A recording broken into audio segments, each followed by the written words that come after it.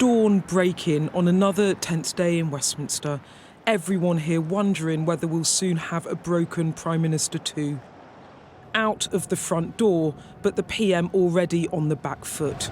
Is it all over, Prime Minister? Is it time to resign? Heading to Parliament to fight for his political life.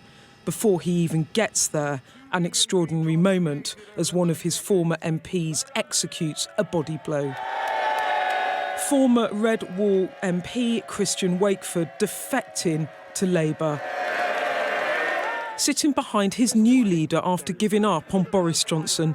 Scores of his former Tory colleagues contemplating giving up on the PM too, angry over the ongoing allegations. This week, he's got a new defence. Nobody warned me that it was against the rules. Since the Prime Minister wrote the walls, why on earth does he think that his new defence is going to work for him? Not having any of it, the PM today trying to get back on the attack. When the history of this pandemic comes to be written, and the history of the Labour Party comes to be written, and believe me, they are history and will remain history, Mr. Speaker, it will show that we delivered while they dithered. Gathering himself up after a bruising few days, even as calls for his resignation roll in, waving it all away. But then came this, a significant moment, much harder to ignore. I expect my leaders to shoulder the responsibility for the actions they take. Yesterday, he did the opposite of that. So I'll remind him of a quotation altogether too familiar to him of Leo Amery to Neville Chamberlain. You have sat there too long for all the good you have done. In the name of God, go.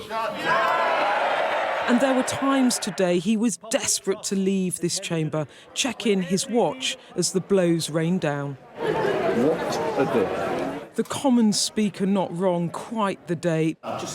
Losing an MP to the opposition is momentous. When it's getting to a point where it's difficult to explain some of these issues, then you know it's wrong. And at the moment, we've got a party trying to defend the indefensible, and they're doing so gladly. The toxicity of the Johnson regime now polluting different wings of the parliamentary party. But MPs I've spoken to today in this place also tell me that these public attacks have, in a way, helped shore up support behind the Prime Minister in the short term, at least.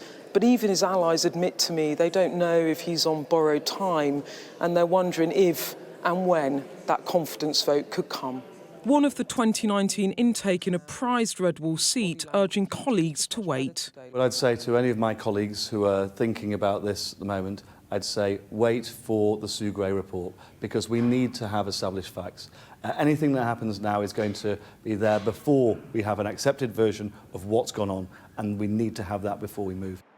A calmer end to another stormy day, but the PM's still in danger and the prospect of that no-confidence ballot still very real. Beth Rigby, Sky News, Westminster.